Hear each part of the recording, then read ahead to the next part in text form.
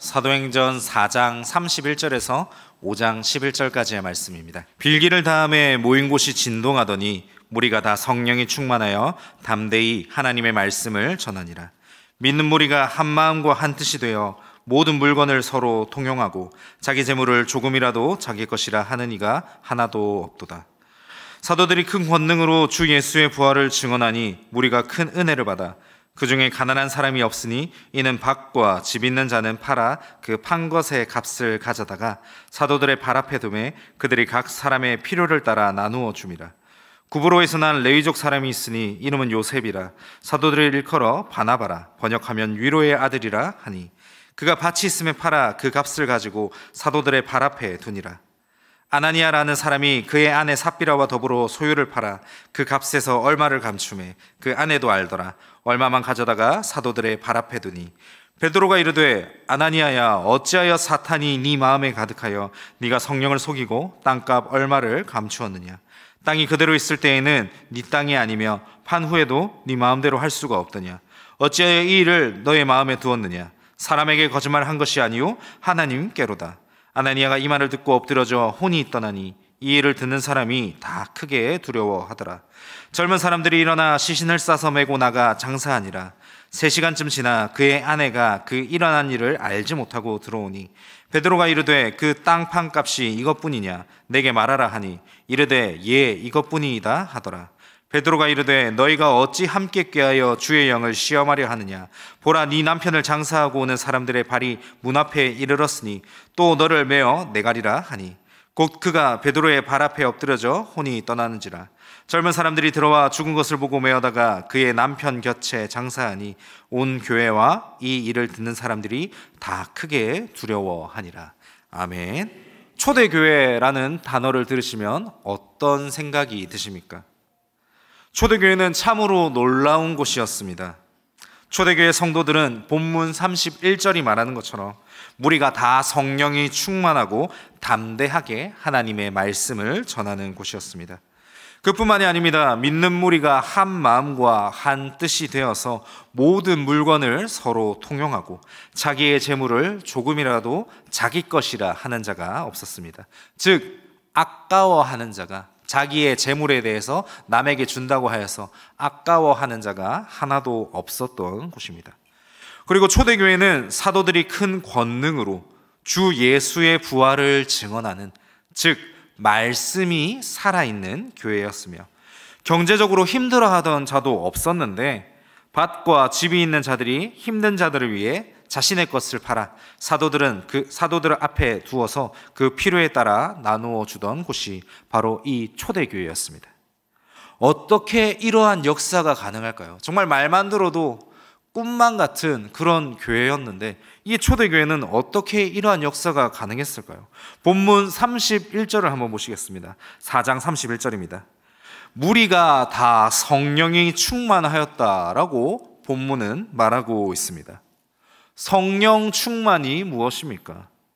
성령 충만이란 막 황홀경에 빠져서 중언부언하는 기도를 말하는 것일 수도 있으나 본문이 말하는 성령 충만은 그런 것과는 차원이 다릅니다. 성령 충만이 무엇인지 알려면 우리 성령님의 사역을 뒤돌아 볼 수 있어야 합니다. 성령님께서 특별히 이 사도행전 안에서 많은 사역을 하셨습니다. 이때에 성령님께서 사역하실 때에 성령의 자신의 이름이 높아진 것이 아니라 성령님이 사역을 하면 할수록 예수 그리스도의 이름이 높아졌음을 우리는 기억해야 합니다. 오순절 때에 성령이 다락방에 있는 사람들에게 임하였고 스데반 집사에게 성령이 임하였고 베드로에게 임하였고 사도 바울에게 성령이 임하였고 그리고 그 외에도 사도행전 안에서 많은 성령님의 사역 가운데에 그 성령님의 사역을 되돌아보면 성령님의 이름이 높아진 것이 아니라 성령님이 사역하면 사역할수록 예수 그리스도의 이름이 높아졌음을 기억해야 합니다. 따라서 정리하자면 성령님의 사역이란 예수 그리스도의 이름이 높아지는 사역이며 말 그대로 성령 충만한 사람이다라고 우리가 말할 때에 저 사람은 저 사람의 이름을 위해서 사는 것이 아니라 안에 성령이 충만하고 성령이 가득하여서 예수 그리스도의 것만을 나타내는 사람이구나라는 것을 우리는 알 수 있습니다. 저는 이제 매주 교육부서를 이제 초등 2부에 들어갑니다. 이때 초등 2부 친구들이 저를 위해서 대표 기도를 해주는데, 우리 목사님 성령 충만하셔서 예수님의 말씀을 잘 전하게 해주세요라고 이렇게 기도를 해줍니다.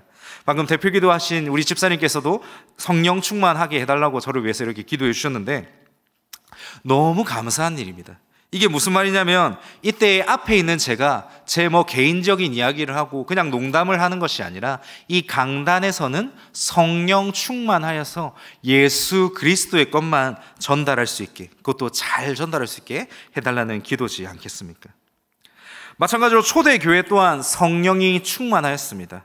이 초대교회 또한 사람의 이름을 위해서 나타나는 그런 사역을 했던 것이 아니라, 교회의 이름 또한 마찬가지입니다. 사람의 이름이 드러나지 않고 교회의 이름이 드러나지 않고 오직 예수 그리스도의 이름만이 높아짐을 성령 충만한 교회를 통해서 우리는 확인할 수 있습니다. 본문 36절, 37절에 등장하는 요셉이라는 사람 또한 마찬가지입니다. 얼마나 멋있는 사람인지 별명이 바나바였습니다. 즉 위로의 아들이라는 별명이었습니다. 그도 다른 성도들과 마찬가지로 또 성령이 충만한 것으로 보입니다. 그래서 밭을 팔아서 사도들의 발 앞에 두었다라고 본문은 말합니다. 오늘 살아가는 많은 성도들이 이 초대교회를 그리워하는 것은, 그리고 동경하는 것은 이 성령 충만에 있다라는 겁니다. 다시 한번 말씀드립니다. 이들은 자신의 이름을 위해서가 아니라, 교회의 이름을 위해서가 아니라 성령 충만하여서 예수 그리스도의 이름을 위해 사역을 하였습니다. 그리고 예수 그리스도의 이름만을 위해서 사역했던 그 초대교회를 예수 그리스도께서 들어 쓰심을 확인할 수 있습니다. 그리고 이러한 역사가 오늘날에도 이어짐을 기억할 수 있어야 합니다. 이러한 멋진 초대교회에 아나니아와 삽비라라는 부부가 등장합니다. 그들 또한 다른 성도들과 같이 소유를 팔아서 사도들의 발 앞에 두었습니다.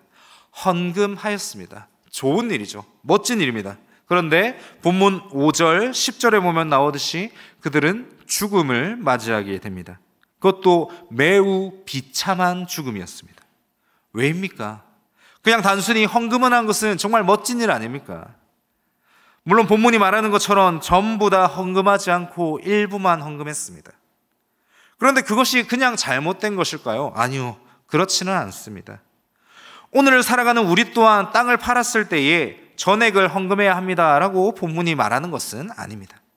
땅을 팔고 또 어떤 것을 팔았을 때 집에 빚이 있다라든지 또 필요한 때가 있으면 쓰고 남은 금액을 헌금해도 됩니다.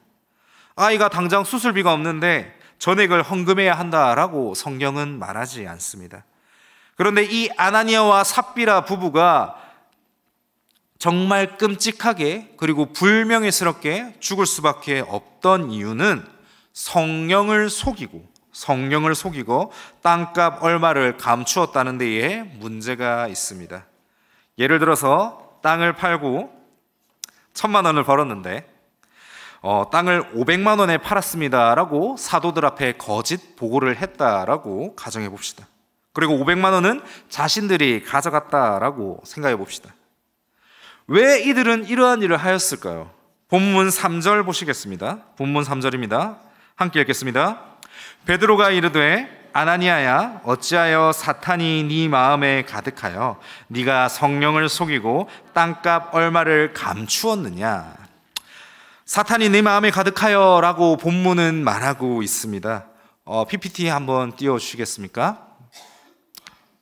네, 여기 보시면 성령으로 충만하다라고 할 때 이 헬라어 본문 첫 단어만 보시면 됩니다. 이처럼 생긴 이 첫 단어만 보시면 되는데, 첫 번째 줄의 첫 단어와 두 번째 줄의 첫 단어가 같은 원어입니다. 이게 무슨 말이냐면, 성령이 충만하다라고 했을 때도 저 이로 시작되는 단어를 쓰는데 사탄으로 충만했다라고 이 아나니아에게 말하고 있지 않습니까?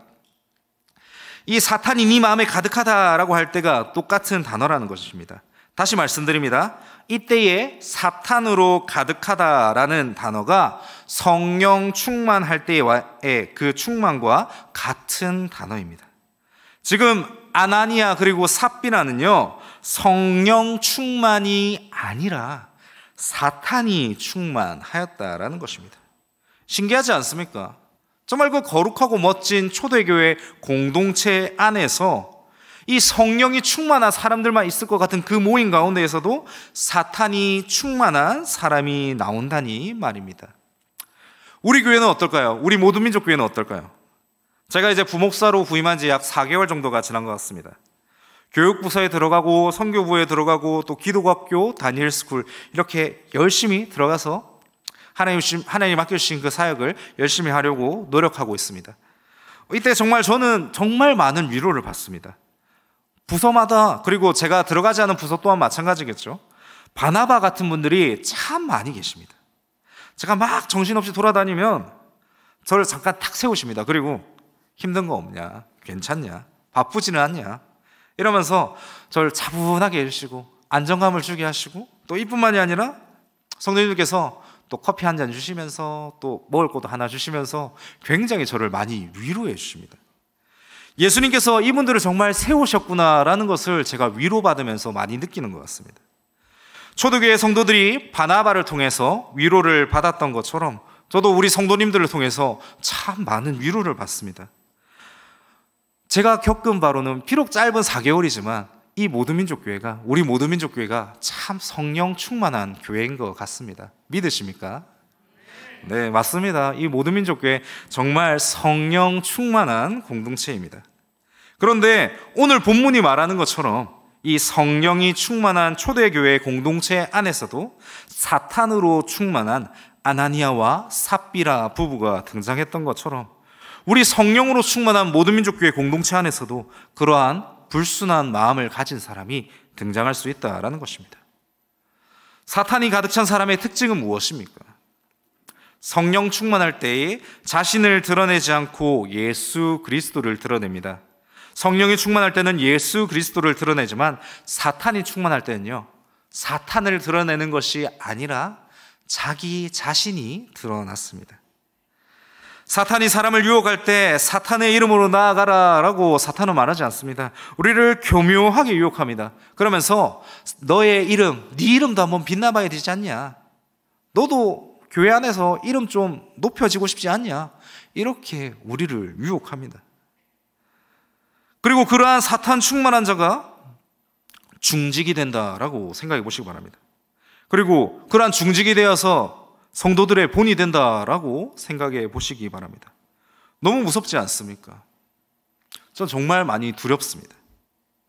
제가 전도사로 첫 사역을 나갔을 때가 2015년도였던 걸로 기억을 합니다. 나이로는 한 26살 정도였는데 부산에서 사역을 하였는데 그때 굉장히 어렸습니다. 그리고 사역이 무엇인지, 또 신학이 무엇인지, 설교가 무엇인지 제대로 정립도 안 됐을 그런 시기였습니다. 그래서 이제 무섭기도 하고 떨리기도 하고 이런 마음을 감추고자 좀 많이 크게 행동을 했던 것 같습니다. 마치 겁이 많은 강아지가 크게 짖는 것처럼 제 전도사 첫 해를 돌아보면 그랬던 시기였던 것 같습니다. 그래서인지도 모르겠지만 그 교회 성도님들도 사역자로 보기보단 20살 막내 동생이 있다면 저렇게 하지 않았을까 라면서 저를 바라보셨던 것 같습니다. 이제 하루는 전 교인 소풍을 갔던 때가 있습니다. 저는 당시에 이제 담임 목사님께서 업무를 하나 맡기셔서 업무를 마무리하고 그 교회에 이제 그 소풍 현장에 조금 늦게 갔습니다.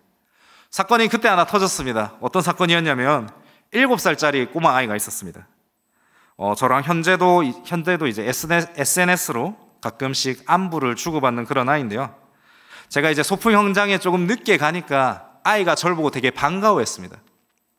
그러면서 되게 반가워서인지 저를 향해서 어이 전도사! 7살짜리가 저한테 어이 전도사라고 하는 겁니다. 너무 당황스럽고 와 이거 어떻게 해야 되지? 했는데 이제 한 50분, 100분 정도의 성도님들이 계셨는데 성도님들의 시선도 저와 비슷했을 것 같습니다. 저와 그 친구를 번갈아 가면서 막 보면서 흔들렸습니다. 어떤 분들은 웃기도 했고 대부분은 당황하셨고 또 그때 한 장로님께서는 그 아이를 크게 혼내시기도 했습니다. 뭐 이제 한 10년 정도 지났으니까 이제 웃고 넘길 수 있는 에피소드인데 한번 생각해 봤으면 좋겠습니다. 그 아이가 저한테 왜 그랬을까요? 가장 합리적인 의심은 TV 매체라든지 영상이라든지 아니면 교회의 다른 어른들께서 전도사가 이렇고 저렇고 어쩌고 저쩌고 이런 얘기를 들었으리라 생각합니다. 그 7살짜리가 알면 얼마나 알겠습니까? 전도사라고 누군가 말했기 때문에 그 아이가 배운 것이고 그 아이가 배운 걸 이 아이는 정말 순수한 마음에 그 현장에서 사용했을지도 모릅니다. 정리하자면 이렇습니다. 누군가가 그 아이에게 본이 되었습니다. 그리고 그 아이는 그 본을 기억하고 그대로 실천했던 것입니다. 이 전도사라는 이 말이 정말 중죄다라고 이 안에서만 정의해 보겠습니다. 만약 이것이 정말 큰 죄라면 먼저는 본이 되는 그 사람은 큰 죄를 지은 것이라 할 수 있습니다. 둘째로요, 그 아이는 죄가 없을까요? 그 아이도 죄가 있을 것입니다. 아나니아와 삽비라를 다시 한번 보시기 바랍니다. 누가 먼저 이 땅을 팔아서 얼마만 헌금하자라고 했는지 본문은 말하고 있지는 않습니다. 하지만 누군가가 먼저 하자고 했겠죠. 그리고 다른 사람은 그 사람을 따라서 동의를 했을 겁니다. 그 한 사람이 본이 되었고 그 한 사람은 그 본을 따라 행동했습니다. 결과는 어떻습니까? 두 사람 모두 다 죽었습니다. 본이 되는 사람으로 인해서 그 사람뿐만이 아니라 그 사람을 닮아가는 사람 또한 죄를 짓게 된다라는 것입니다. 특별히 우리는 이번 주일에 중직자 선거를 진행하려고 합니다. 교회 안에서 멋진 본이 되어줄 성령 충만한 그런 사람을 선출해야 합니다. 맞습니다. 자기 자신의 이름을 위해 나아가는 사람이 아니라 성령 충만하여서 예수 그리스도를 나타낼 그러한 사람을 선출해야 합니다. 아나니아와 삽비라 부부가 죽음을 맞이한 이유는 사탄이 충만하여서 자기 자신을 위해 나아갔기 때문입니다.